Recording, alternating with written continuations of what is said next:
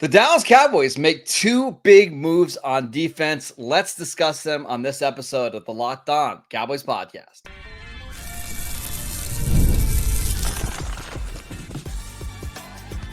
You are Locked On Cowboys, your daily Dallas Cowboys podcast. Part of the Locked On Podcast Network, your team every day. Welcome back to the Locked On Cowboys podcast, part of the Locked On Podcast Network, your team every day. We'd like to thank you for making us your first listen of the day. Today's episode is brought to you by Gametime. Download the Gametime app, create an account, and use promo code LOCKEDONNFL for $20 off your first purchase. Terms apply. Welcome back. I am your host, Marcus Mosher. You can follow me on Twitter at Marcus_Mosher. Joining me today, as always, is Landon McCool. You can follow him on Twitter at McCoolBCB. A little behind the curtains thing that happened the last couple of days with us with Locked On Cowboys. So we had something going on Thursday. So Landon and I, of course, we recorded Wednesday night, posted the pod, and as soon as the pod got done recording and uploading, the Cowboys traded for Jordan Phillips, which we're going to get to next. And then the next morning, the Cowboys signed Lawson. So we go all these months with zero Cowboy news to discuss, and all of a sudden, they made two. Let's start, Landon, with Jordan Phillips. A little bit surprising, but we did see Mike Zimmer say they wanted more nose tackles. What did you think of the move? Yeah, just when it rains, it pours, right? They waited till we had an off time to podcast, and they got us right in that dead spot. So, but they just made sure we have a jam packed show today, and let's exactly. First of all, I think the Jordan Phillips thing is maybe it's a little bit surprising that it was Jordan Phillips, but I think the idea that they were going to go out and get another nose tackle is not terribly surprising. No. I mean, we talked about the need at the tackle position.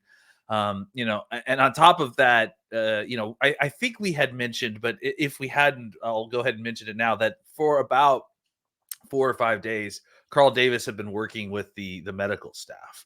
Yeah. So clearly there was either something going on with his conditioning or he was injured. I don't think it was an injury thing because he would have been waived injured, right? We would have gotten some kind of special indication there. So I'm wondering if it just was a case where Carl Davis was just not in shape. Because he was working exclusively on the side doing like band stuff and everything. So anyways, he ends up getting cut. And obviously all that is to make room for Jordan Phillips, who the Cowboys traded a conditional late round 2025 pick, I think. And it's based on whether he's on the roster for 2 games. Pick swap. Yeah, it's about as minimal a compensation that you can possibly give to somebody, right? A conditional pick swap. So, but this is a guy that obviously is a veteran in the league, is someone that has bounced around a little bit. Obviously, the Cowboys played him when he was with Buffalo last year, and he had a pretty good game against them. If you're going by PFF grades, he hasn't been so spectacular. But if you go and watch some of the tape stuff, he definitely has some stuff in it. I went back and watched some enterprising young man named Mosher tweeted out all his pass snaps. Not this Mosher, a different one. He so I got a chance to look at all his snaps versus Detroit in the first preseason game as well.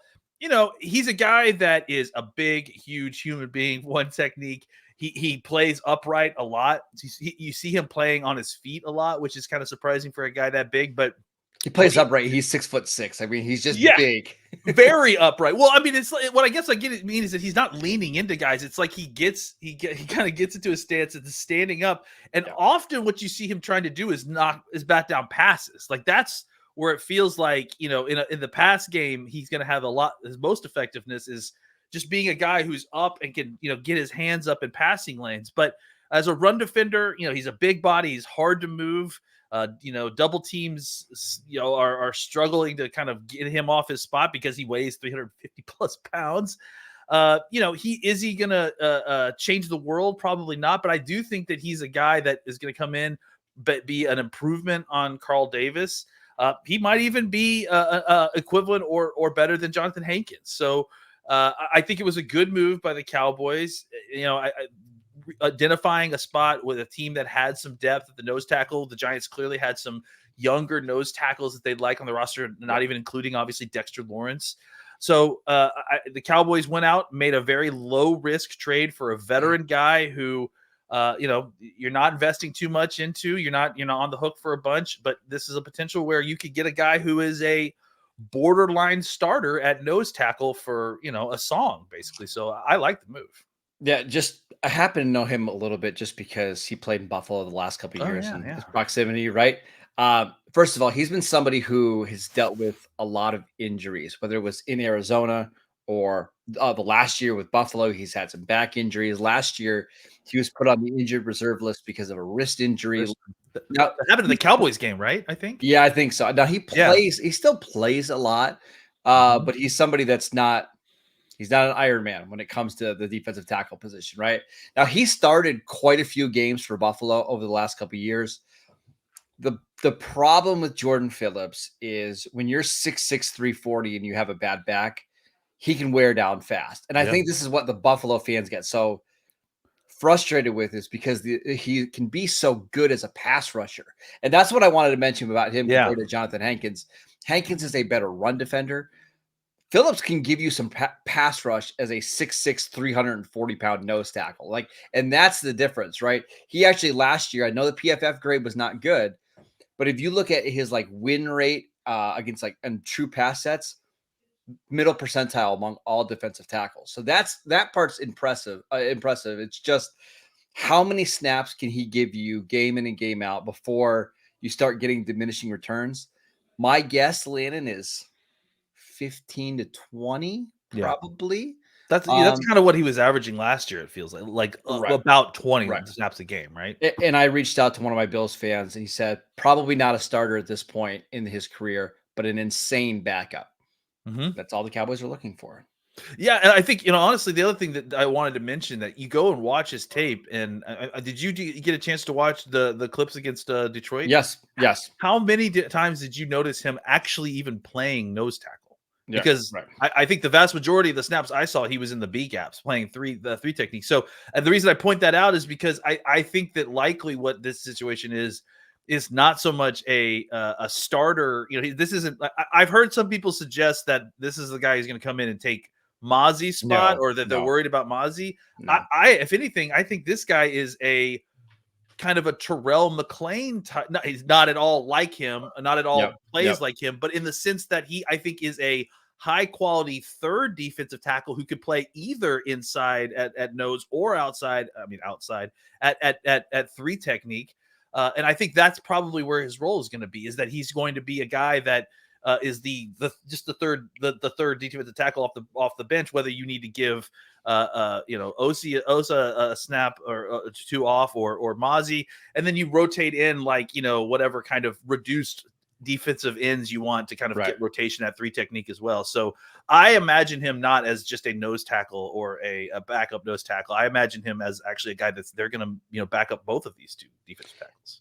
And we should mention, part of this trade is that he needs to be on the active roster for 2 weeks in order for the compensation to go through.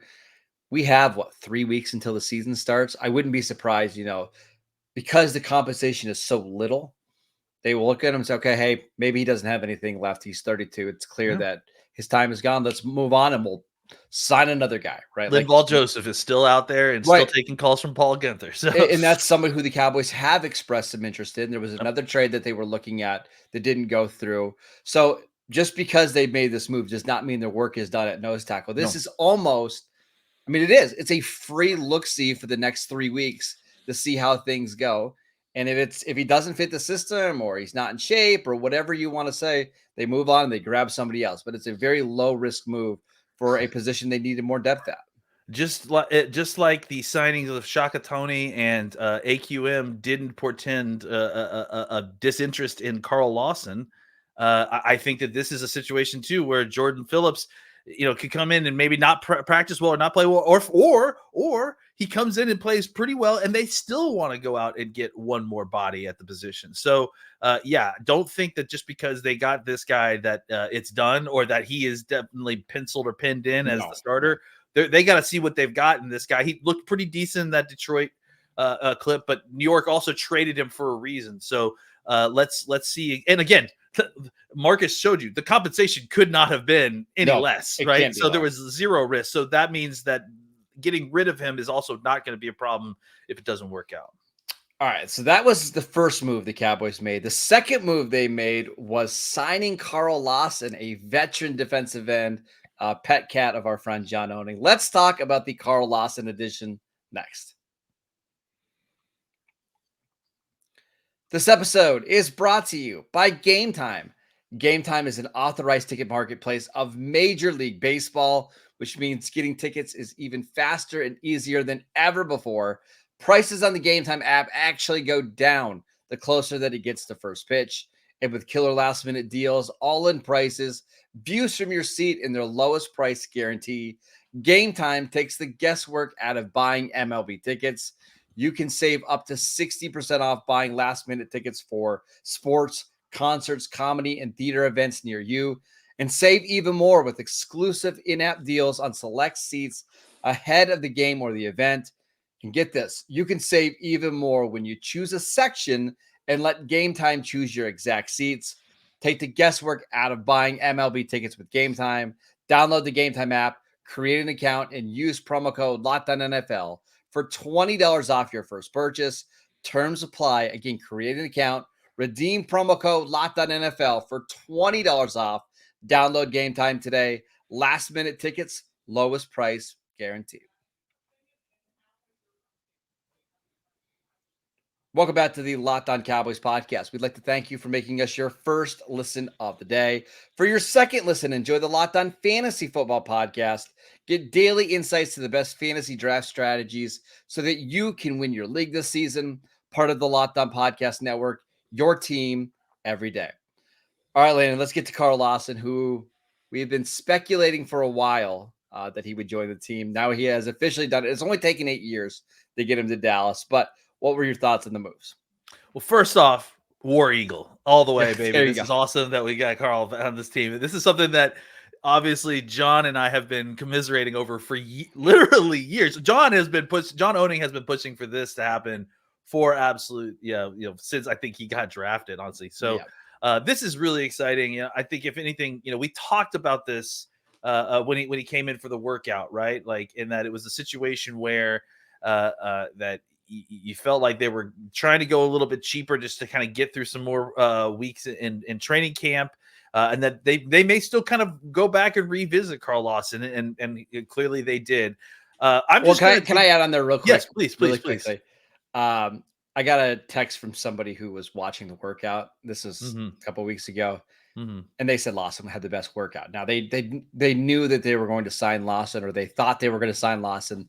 They just needed some camp bodies, which, by the way, is exactly what you pointed out the last couple of weeks, that you signed Shaka Toney and AQM to help you get through camp. Yeah, with the idea that Carl Lawson is the guy that you want to be on the field in week 1. Exactly. And this would be the time to sign him for week 1, right? You get him right before the second preseason game. He's definitely not going to play in that, right? You get him a week to kind of work his feet underneath him. Maybe you give him like a 3-5 snap, maybe a series of snaps in that last preseason game just to kind of get the juices flowing for the regular season. Yep. And then he's ready for week 1. And Carl Lawson is the kind of signing, more than all the rest of these guys, even Jordan Phillips, to be honest, in a lot of ways, where Lawson is going to be a guy that's playing on Sundays for you. Like this is a guy that's actually going to have an effect on the game. Signing that actually is going to have an effect on Sunday. So I'm just going to take this opportunity. Obviously, John Owning is one of the guys that we trust the most when it comes to any kind of evaluation with defensive linemen, especially edge guys. He's one of the best in the business. I reached out to him. He gave me the go ahead. I'm going to just read this tweet from him. A little evaluation on Carl Lawson. In every season, he's played at least 300 pass rush snaps. Carl Lawson has recorded at least 50 pressures and better than a 14.5% pass rush win rate, which is very good. When healthy, he leverages a strong get-off, effective footwork, and powerful hands to defeat tackles on the edge. He has an excellent rip when using speed to win high side. Also has a cross chop in the tool bag to win high side. He has a good bull rush where he gets underneath the tackle's chin to create the lifting action as he runs his feet. In my opinion, the belle of the ball in his pass rush repertoire is the long arm series, which he used with expert timing and placement. He can high side, long arm chop, low side, long arm shot put, and through traditional long arm opposing offensive tackles. If he's healthy and can return to his 2022 form, he'll be a big help. And I think that that's a ringing endorsement for a guy that obviously evaluates a whole bunch of edges. Carl Lawson has been one of John's favorite edges because John's a technique guy. And the Cowboys may have two of the very best pass rush technicians on their roster now between him and D-Law. So I think, look, as a player, as a guy who can play on the right side and be a fabulous run defender as a right defensive end, who can give you something as a pass rusher, maybe not quite to the level of Fowler, but I think he's a more valuable piece than Fowler because I think he can play on more downs, right? Probably. I think, and then on top of all that, and the fact that you're adding another guy in that locker room who can work with Mazi, who can work with Parsons, and teach both of those guys, these young guys, some more handwork, some more, how to use their hands. And Sam Williams, I know he's coming off ACL, but I'm sure he can kind of cozy up to him to learn, some stuff. So this is a great guy to have on the field as a rotational defensive end. This is a great guy to have in the locker as a leader and someone who can kind of help develop some of these younger guys. I'm obviously a huge fan of this signing. I think it makes a ton of sense. And the Cowboys got a guy that, I think is actually going to move the needle in a situation where, maybe early on he could be better than what we were expecting from Sam Williams, before. It'll look different because he's not the athlete that Sam Williams is, or at least anymore, right? He's the technician. Really quickly, I have some of his advanced numbers from the last 2 years from Pro Football Focus. Now, 2023, he dealt with an injury. However, I'm including it because it's still the most recent sample size. 64th percentile pass rush grade, 63rd percentile pass rush grade on true pass sets, 62nd percentile play action or pass rush grade without play action, and then 71st percentile pass rush win rate. Are those outstanding elite numbers? No, but that's not what the Cowboys are looking for. What have we been saying for the last couple of weeks, Landon? Like, they just need another NFL edge, right? Mm-hmm. And that's Carl Lawson. In fact, he's better than an average NFL edge when it comes to pass rushing. Yes. Now you have Parsons, Lawrence, Lawson, Nealon, and it seems like Golston is going to play more on the outside. We'll see now that they signed Lawson, but it feels like you're back to having at least a little bit of depth that you're comfortable with at that position.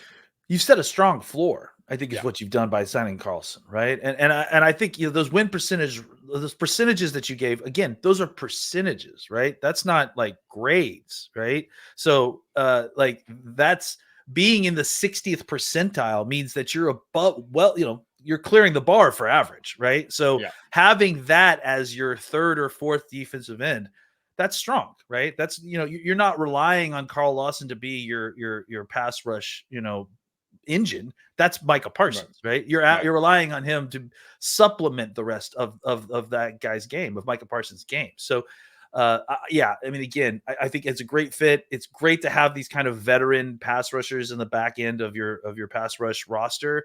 And I think that not only is he going, and I'll add in one more thing too. Carl Lawson's also a very versatile player.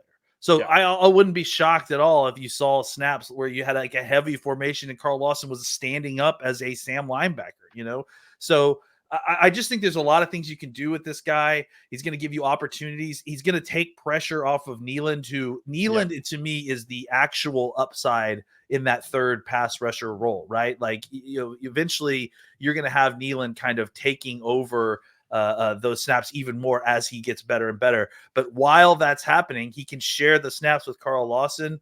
Lawson can kind of help develop Nealon a little bit further. This is just a really, it isn't, raising the ceiling because Parsons and D-Law are the ceiling, obviously, but it raises the floor up. So at least you've got a good situation where you've got a solid group of 4 defensive ends that you can deploy in a game. Absolutely. Huge fan of the signing. I don't think he got any significant money, or we would have heard about it by now, right? Like, so it's a pretty low risk move. And again, if it doesn't work out, he comes into camp for the next 3 weeks and it's clear maybe the injuries have caught up to him. I don't think that's the case because it sounds like the workout was incredible. You go sign another veteran defensive end, whether it's Yannick Ngakoue, if he hasn't signed yet, or whoever you want to bring in. There's other names to bring in, but I'm really, really excited about this move. Lana, let's talk about the preseason game against the Raiders. The Raiders are expecting to play their entire starters for at least a quarter. The Cowboys, not so much, but let's still talk about the players we are interested to see next. This episode is brought to you by LinkedIn. When you're hiring for your small business, you want quality professionals that are right for the role. That's why you have to check out LinkedIn Jobs. LinkedIn Jobs has the tools to help you hire the right professionals for your team faster and for free. LinkedIn isn't just another job board. LinkedIn helps you hire professionals that you can't find anywhere else, even those who aren't actively searching for a new job, but might be open to the perfect role. In any given month, over 70% of LinkedIn users don't visit other leading job sites. So if you're not looking on LinkedIn, you're looking in the wrong place. On LinkedIn, 86% of small businesses get a qualified candidate within 24 hours. Hire professionals like a professional on LinkedIn. Post your job for free at linkedin.com/LockedOnNFL. That is linkedin.com/LockedOnNFL to post your job for free. Terms and conditions apply. Welcome back to the Locked On Cowboys podcast. A little show note. I'm going to be off all next week, taking a little vacation. So that means Landon will be in charge. He's going to be having some great podcasts, obviously breaking down this preseason game. I'm sure he'll have some guests, so make sure you guys are still tuning in for that. But Lena, let's talk about this preseason game. It sounds like from the outside that the Cowboys aren't expected to play a lot of their starters and even some key contributors. But what players are you looking forward to see? Yeah, I mean, I think we're probably going to get a healthy dose of Cooper Beebe, and again, this is a guy that I think the big one that I'm on the watch list right now. I'm a little nervous that they may not play Tyler Guyton. I guess not nervous, but I guess I'm a little concerned that if they will, it's because they can't afford to lose any more tackles at this point. Would you play him? I think I would play him, but maybe only a series, like it just, I mean, he needs the snaps. Like that's the part that's problematic, but it's also very risky, I would like to see him. I think you're right. I'd like to see him like go through warmups as a starter, practice getting ready to be a starter, play a series and come out.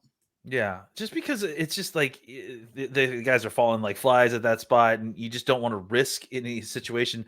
You're already at a point where you have a rookie starting at the left tackle, and then your backup is probably a second-year player. So you definitely just need to be a little judicious here and not expose players that are obviously going to be valuable for you for week one any more than you need to. And that's also a reason why you've signed these two offensive tackles in recent weeks is to come in here and take these snaps, right? And for those guys, it's valuable. It's tryouts, that sort of thing. But for someone like Cooper Beebe, I think who is still very much in the middle of a competition for the center spot, he's another guy who just needs to take all the snaps that he can get, especially at his new position. So I imagine Cooper Beebe is going to play a lot. I'm watching these wide receivers. I mean, I need somebody to start to separate themselves. They had a bad week last week. It really feels like it, yeah. And I feel like obviously we've talked about the four guys that are the top, the cream of the crop. Turpin is going to be on this team, so and he's had a good week. I felt like as a receiver, we saw a little bit of stuff, and even as a gadget guy. But I really need to see something from that cluster of guys, including Cropper and Uncle Baby Billy Johnson and Durden and all those guys, like all these down roster wide receivers. Flournoy, who has had injuries and he started to come back, but he's really got to start making a move. Kelvin Harmon came in, has shown us something these last 2 weeks in the game and practice, but he's got to continue because he's he started so late and he's got to make his move, kind of continue through that. So I just need to see a couple of these wide receivers kind of start to take a step or do something to kind of separate themselves from all the other rest of the group as well. And then just kind of one more guy on offense. I really would like to see Luke Schoonmaker do something in some that was the number one name for me. It's just like I've seen him in practice and he's doing things, but I haven't really seen him make a big play. And it's not like he's dropping passes. I want them to focus a play on him and then see him, execute it. Because I just feel like we haven't seen him being deployed enough or being the focus of of receptions of that sort of thing. So I would like to see him and any of these kind of tight ends that are beneath Ferguson get a little bit more action, to kind of see them a little bit more action. I'd like to Another see guy, Schoonmaker play the whole first half, to be honest. that would be great. I tell him going into the game, like, we're going to Jason Witten you here. Like, you are not coming out of this game, regardless of what happens. If you got a nick or a bruise, you're staying in the game, fight through it. I really think he needs these snaps. Yeah, I mean, absolutely. I think he needs these snaps. So those are the guys that I think, that on the offensive side. And then on defense, I think you need to see some more of these young linebackers. I don't even know what their availability is at this point. Obviously there was a Hover shown left practice the other day with just like a little hip thing. Damone Clark's got a knee thing. Yeah, Clark's got a little bit of a knee thing, but I do think that they need to get snaps. So I would like to see them, but even more than those two, honestly, I want to see Maris Liafu get a lot of snaps, because I feel like I didn't get an opportunity to see very much of him in the first game. I do want to see him kind of with extended reps, seeing what he can do in a variety of different kind of scenarios. We got to see some more of this Andrew Booth kid, the corner that they got for Nathan Wright. He's definitely going to play a lot, I would imagine. So this is going to be really our opportunity to kind of see him shine a little bit. I'm sorry, I just named 100 guys. No, it's fine. The running backs, right? Yeah. So last week it was Rico. So Ezekiel Elliott didn't play. Rico Dowdle played the first drive and then came out of the game. And then I believe it was Malik Davis who was the next running back off the bench. My guess is that Dowdle doesn't play in this game. I don't think Zeke plays in this game. So who's that next running back? Is it Royce Freeman? Is it Malik Davis? Is it Deuce Vaughn who's back in practice? I just want to see one of those three running backs step up a little bit. And then the last name, Trey Lance. Yeah. I thought Trey Lance was better than what some of the discourse was on Twitter this last week.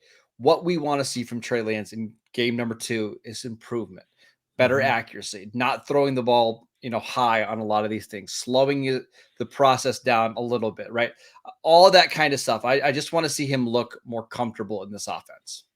Yeah, I mean, I think my whole takeaway with the discourse with Lance is that it's just like I'm sorry, the QB school guy. I totally forgot his JT name. O'Sullivan, right? JT O'Sullivan. I love his stuff. Does great stuff. Yep. Did a breakdown on Trey Lance and was absolutely brutal. And I think it's fair, but I also think the thing that JT O'Sullivan was missing was the context of improvement, right? The context of what he was doing in training camp, at the beginning versus where he is now. And I think, what we've seen is that, it's not good enough. It certainly isn't good enough to be a starter or a backup at this point, but the level in which he's improving and the speed in which he's improving, the trajectory of things is good.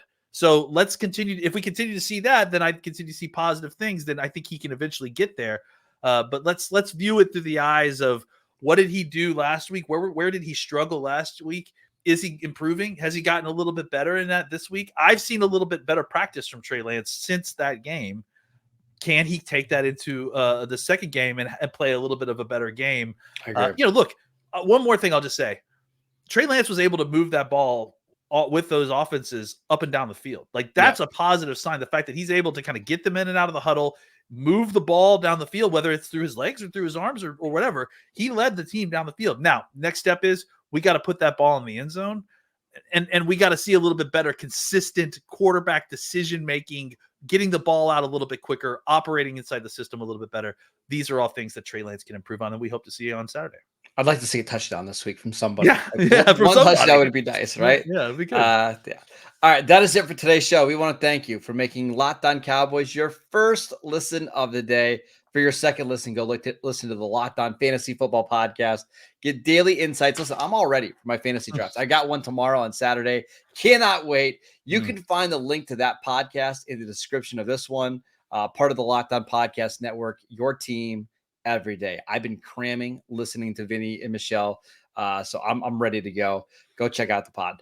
Go check out our pod wherever you get your podcasts. We are free and available on all platforms. Check us out on YouTube as well. You can follow Landon on Twitter at McCoolBCB. I'm at Marcus_Mosier. Enjoy the game on Saturday, and we'll see you right back here on Monday.